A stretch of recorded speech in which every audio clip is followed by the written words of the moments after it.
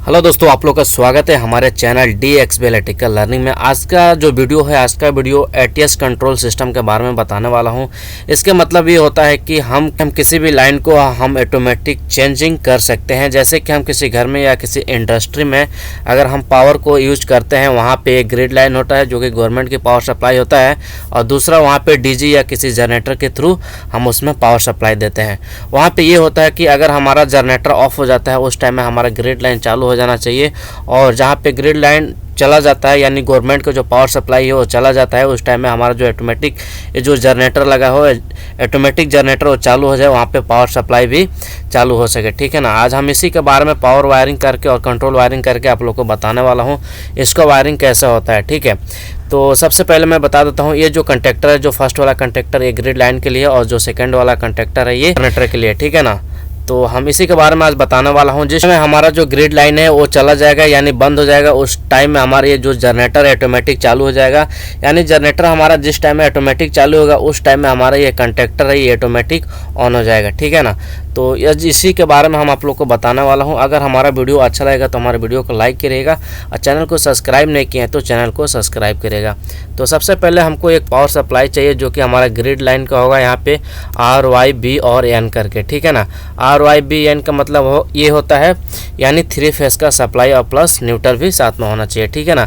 तो यहाँ से हम क्या करेंगे, ये ग्रिड लाइन का पावर सप्लाई है। यहाँ पे हम क्या करेंगे, यहाँ पे जो फर्स्ट वाला जो कंडक्टर है इसमें RY B और N को हम कनेक्ट करेंगे। ठीक है ना।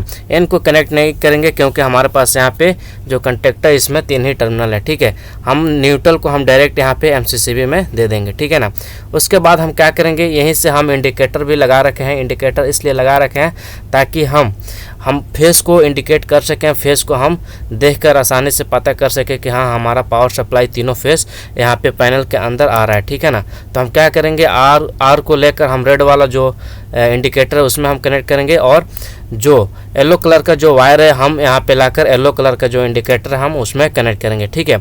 उसके बाद हम क्या करेंगे, यहाँ पे जो ब्लू वाला जो वायर है हम ब्लू कलर वायर को उठाएंगे और यहाँ पे लाकर जो हमारा ब्लू वाला जो इंडिकेटर है उसमें लाकर हमें कनेक्ट कर देना है। ठीक है ना। उसके बाद हमें क्या करना है, उसके बाद हमें यहीं से एक न्यूट्रल भी इसमें देना है। ठीक है ना। हम न्यूट्रल भी इसमें दे देंगे, 1 बाय 1 करके हम न्यूट्रल भी यहाँ पे हम कनेक्ट करेंगे। ठीक है। उसके बाद हम क्या करेंगे, उसके बाद हमारा इसी कंडक्टर से 1 बाय 1 करके एक इस MCB में हम पावर सप्लाई देंगे। यहीं से हम एक रेड वायर को उठाएंगे और लाकर MCB का जो इनकमिंग जो टर्मिनल है उसमें हम कनेक्ट करेंगे। उसके बाद हम येलो वायर को भी उठाएंगे, जो कंडक्टर का जो आउटगोइंग जो टर्मिनल है उससे हम येलो वायर को उठाकर, और MCCB का जो इनकमिंग जो टर्मिनल है जिसमें हमें येलो वायर कनेक्ट करना है उसमें हमें लाकर कनेक्ट कर देना है। उसके बाद हम ब्लू वायर को भी लाकर कनेक्ट कर देंगे कुछ इस तरह से। ठीक है ना। उसके बाद हमें क्या करना है, उसके बाद हमें आता है जनरेटर का बारी। जनरेटर का भी हम पावर सप्लाई कुछ इस तरह से लाएंगे, यहाँ से RY B N को उठाना है। ठीक है ना। पहले हम रेड वायर को लाकर हम कंडक्टर का जो ऊपर का जो टर्मिनल है यानी कि इनकमिंग टर्मिनल है उसमें हम कनेक्ट करेंगे। उसके बाद हम येलो वायर भी हम लाकर कनेक्ट कर देंगे। ठीक है। उसके बाद जो बारी आता है ब्लू वायर का, यानी कि जो ब्लू वाला वायर है उसको हम लाकर जो कंडक्टर का इनकमिंग जो टर्मिनल है यानी कि 3rd नंबर जो टर्मिनल है उसमें हमें कनेक्ट कर देना है। उसके बाद हम यहीं से एक न्यूट्रल भी उठाएंगे, और न्यूट्रल को लाकर सीधे हम MCCB का जो न्यूट्रल वाला जो पॉइंट है जो जिसमें हम इनकमिंग पावर सप्लाई देंगे उसमें हमें लाकर न्यूट्रल भी कनेक्ट कर देंगे। ठीक है। इस MCB में अगर देखेंगे तो इसमें 4 टर्मिनल है। ठीक है। इसमें 4 टर्मिनल है जिसमें हम 3 पावर सप्लाई देंगे यानी RY B, और यहाँ पे N ऑलरेडी यहाँ पे लिखा हुआ है, N के जगह पर हम न्यूट्रल कनेक्ट करेंगे। ठीक है ना। अगर आप यहाँ पे देखेंगे तो यहाँ पे हम ग्रिड लाइन का जो न्यूट्रल है हम यहाँ पे कनेक्ट कर देते हैं। ठीक है ना। उसके बाद हम क्या करेंगे, उसके बाद हमें यहाँ इस 2 नंबर जो कंडक्टर है, 2 नंबर कंडक्टर से हम यहाँ पे इन जो आउटगोइंग जो पावर सप्लाई है हम उसको 1 बाय 1 करके यहाँ पे MCCB में लाकर इन करेंगे। ठीक है ना। जैसे कि आप यहाँ पे आप देख रहे हैं। ठीक है। ये हो गया पावर का कनेक्शन। ठीक है। उसके बाद यहाँ पे आता है इंडिकेटर का। ठीक है।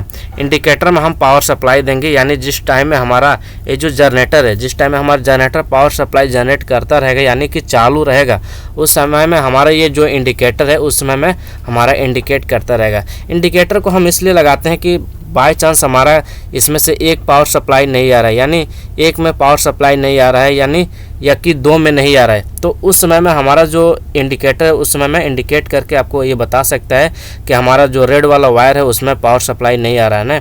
यानी कि रेड वाला वायर में पावर सप्लाई नहीं आएगा तो उस समय में हमारा जो ये रेड वाला जो इंडिकेटर है उस समय में इंडिकेट नहीं करेगा। यानी किसी में भी पावर सप्लाई नहीं आएगा तो वो वाला इंडिकेटर इंडिकेट नहीं करेगा, तो उससे हम मालूम कर सकते हैं, ठीक है ना। उसके बाद हम देख लेते हैं RYB ऐसे करके हम रेड वाले वायर को उठाएंगे। रेड वाले वायर को उठाने के बाद हमें रेड वाला जो इंडिकेटर उसमें लाकर हमें कनेक्ट करना है, ठीक है ना। उसके बाद हम एक उठाएंगे यहाँ पे जो येलो कलर का जो वायर है, येलो कलर के वायर को उठाने के बाद यहाँ से येलो कलर का जो इंडिकेटर है उसमें लाके कनेक्ट कर देंगे। उसके बाद जो बारी आता है ब्लू कलर का, ठीक है ना। जो ब्लू कलर का जो वायर है, जो ब्लू कलर का वायर है उससे हम एक वायर को उठाएंगे और ब्लू कलर का जो इंडिकेटर है उसमें हम इस तरह से पावर सप्लाई दे देंगे। पावर सप्लाई देने के बाद हम क्या करेंगे, अब बारी आता है न्यूट्रल का, ठीक है ना। तो हम न्यूट्रल भी यहाँ से लेंगे और यहाँ पे 1 बाय 1 करके हम इस तरह से कुछ लूप कर देंगे, ठीक है ना। उसके बाद जो हमारा बारी आता है इसका कंट्रोल वायरिंग करने के लिए, ठीक है ना। कंट्रोल वायरिंग हम इस तरह से करेंगे, यानी कि जिस समय में हमारा जो ग्रिड लाइन आता रहेगा, यानी गवर्नमेंट का जो पावर सप्लाई है जिस समय में आता रहेगा उस समय में हमारा जो ये फर्स्ट वाला जो कंडक्टर है उस समय में ये ऑन होना चाहिए। यानी फर्स्ट वाला कंडक्टर जिस टाइम में ऑन रहेगा उस समय में हमारा जो MCCB में, यानी MCCB जो लगाए रखेंगे जो घर में, यानी जो लोड के लिए, उस समय में यहाँ पे पावर आता रहेगा, ठीक है ना। जिस समय में हमारा जो ग्रिड लाइन यानी गवर्नमेंट का जो पावर सप्लाई है जिस समय में ऑफ हो जाएगा उस समय में हमारा जो जनरेटर है ये ऑटोमेटिक ऑन हो जाएगा। ऑन होने के बाद उस समय में हमारा ये वाला कंडक्टर है ना, जो 2 नंबर जो कंडक्टर है ये ऑटोमेटिक ऑन हो जाएगा, ठीक है। ये 2 नंबर कंडक्टर ऑन होने के बाद यहाँ से आउटपुट जो फेज सप्लाई है यहाँ पे आने लगेगा MCCB में, ठीक है ना। यानी किसी भी तरह से हमारा जो घर का जो पावर सप्लाई है वो बंद नहीं होगा, ठीक है ना। तो चलिए हम यहाँ पे कंट्रोल वायरिंग करके आप लोग को बताता हूँ, ठीक है ना। तो यहाँ से हम क्या करेंगे, सबसे पहले हम फर्स्ट वाले जो कंडक्टर है इसका जो इनकमिंग वायर है जो ब्लू कलर का या रेड या येलो कलर का, हम कहीं से भी एक वायर को लेंगे और जो दूसरा नंबर जो कंडक्टर है, दूसरा नंबर कंडक्टर का जो हमारा ये NC पॉइंट है यानी कि 21 नंबर पॉइंट है उसमें हमें लाकर कनेक्ट कर देना है, ठीक है ना।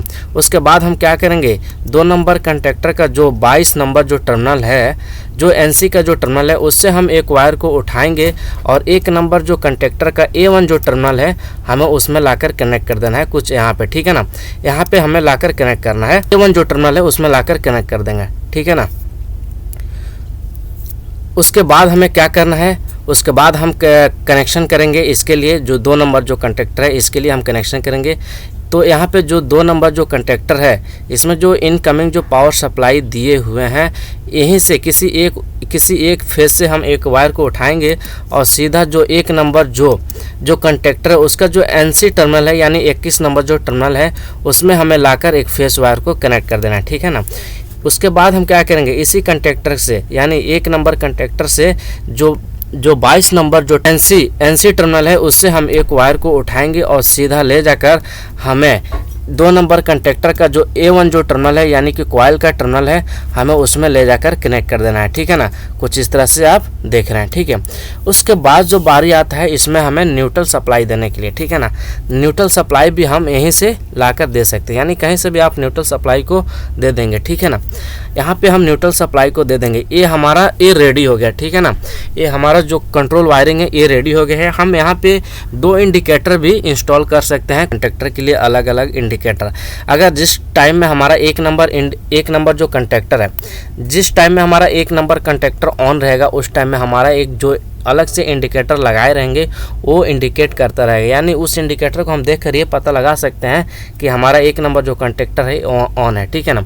और 2 नंबर कंडक्टर के लिए एक अलग से इंडिकेटर लगाएंगे, यानी कि जिस टाइम में हमारा जो 2 नंबर कंडक्टर ऑन रहेगा उस टाइम में हमारा जो इंडिकेटर लगाए रहेंगे वो इंडिकेट करता रहेगा। तो इससे हम देख कर ये पता लगा सकते हैं कि हमारा जो 2 नंबर कंडक्टर है ये ऑन है, ठीक है ना।